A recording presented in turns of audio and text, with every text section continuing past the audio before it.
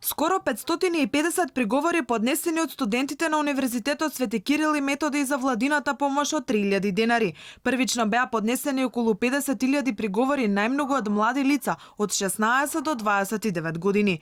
Дел од нив извисија за домашната платежна картичка, но благодарение на Универзитетското студентско собрание на УКИМ се обезбеди повторно поднесување приговори. Меѓу жалбите има и такви кои ги добија картичките, ама не може да ги искористат од различни причини.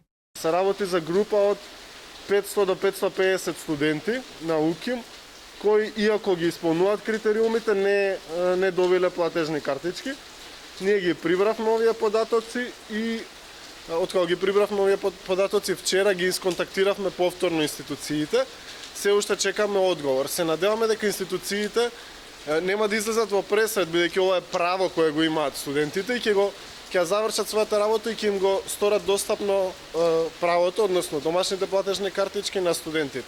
Претходно приговорите на дел од студентите им беа одбиени без да се наведе конкретна причина зошто. Уште еден проблем е што Министерството во време на најмодерна технологија нема основен регистар со број на студенти во државата, па се што прават студентите, прават сами.